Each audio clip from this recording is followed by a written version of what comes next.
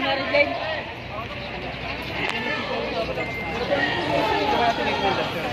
Base. Okay pa ngayon. Diyan, papapit yung natin mo na. Kaya ng barangay. Monday na lang po. Ay, Oo, hindi na lang. Opo. Okay ah. Ingat kayo. Mabilis na ito, bilis na natin.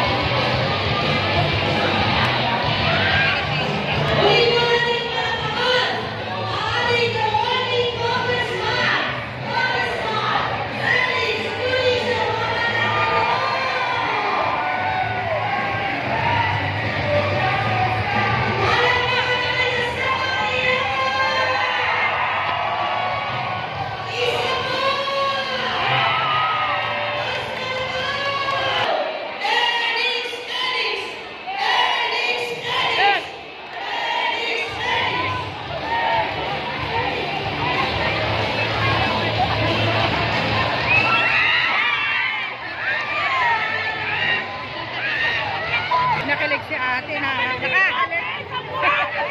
Naliligo isang buwan. Muli ang ating Congressman Ernix Felicio.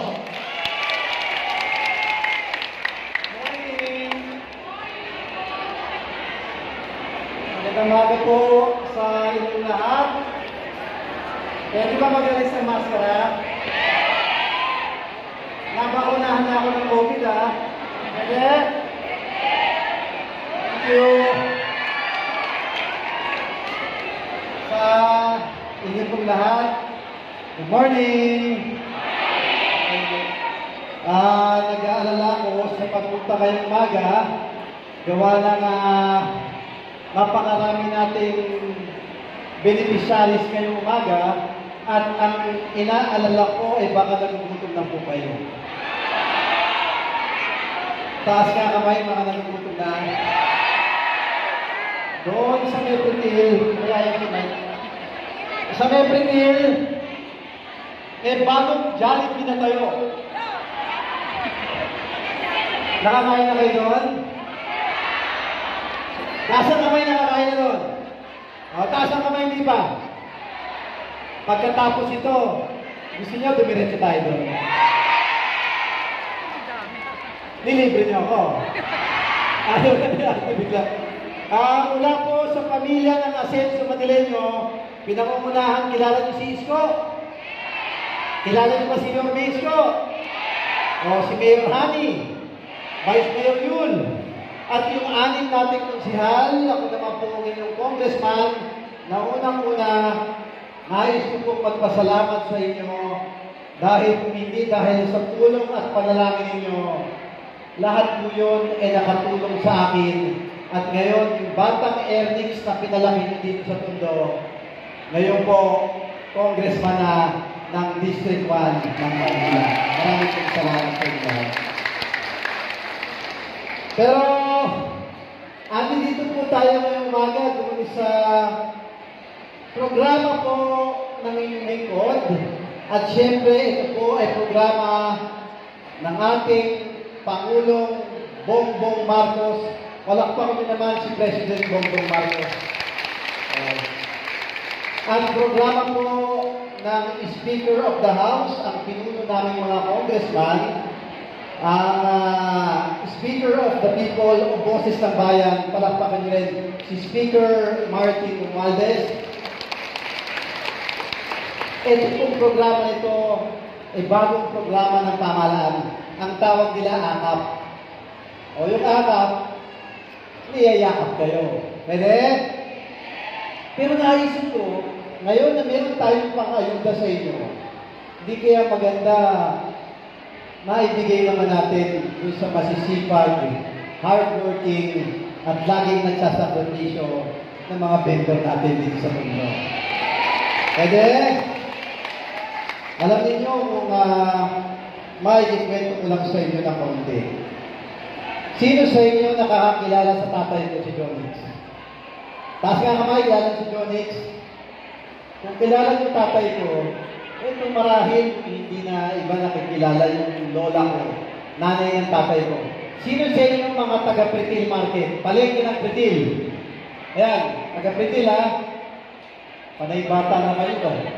Sino yung medyo may edad na? Matagal na nandito sa palengke ng Pretil. Ayan, si nanay. Nanay, kilala niyo ba nanay ng tatay ko? O, kilala niyo si nanay Puring ko? Yun, doon niya kinuha yung pag-aaral, panggastos sa tatay ko na makapag-aral. Si nanay Puring ko po, vendor din. Ang nanay ng tatay ko, tindera ng hipon doon sa palengke ng Pretil. Sino nakakaalam nun? O yan, sila lola dito, alam nila. Si nanay.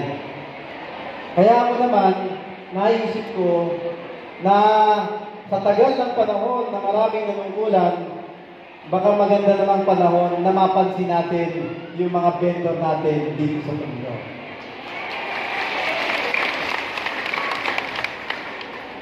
Pero bukod po dito sa ayuda para sa mga vendor, meron din po tayo yung tawagin natin programa na Ayuda ni Kong, kung saan po lahat na nangangailangan ng pinansyal at medikal, wala pong padrino, tinutulungan po namin lahat.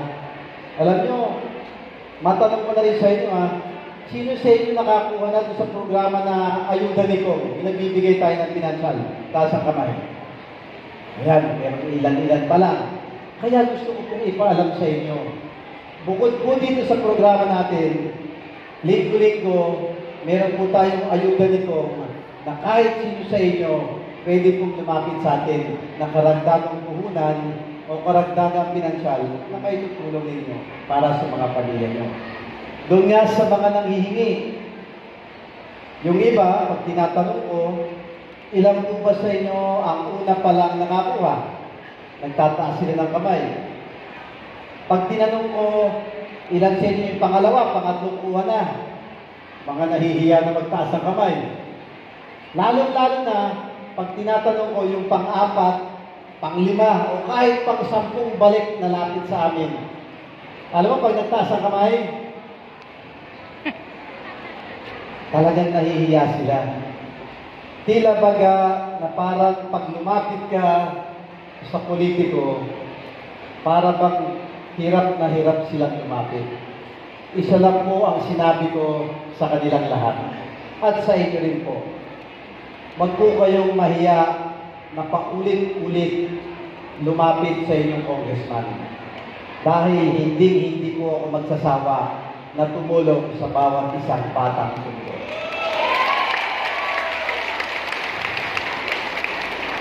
Habang nandito na rin tayo, pwede ba magkwento ako sa inyo ng konti?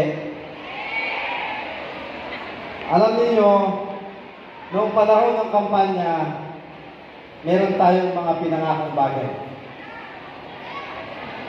Taas ang kamay alam kung nasaan ang palengke ng Pritil? Taas ka kamay, palengke ng Pritil. Alam naman natin lahat, di ba?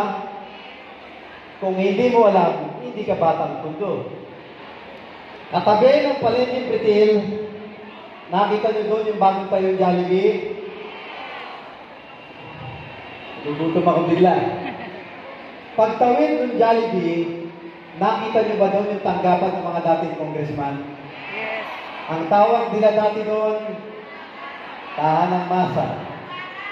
Nung tumagal, tinawag nilang bulwagan.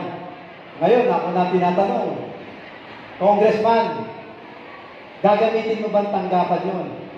Ang sagot ko, hindi po. Yung po, dati, plaza.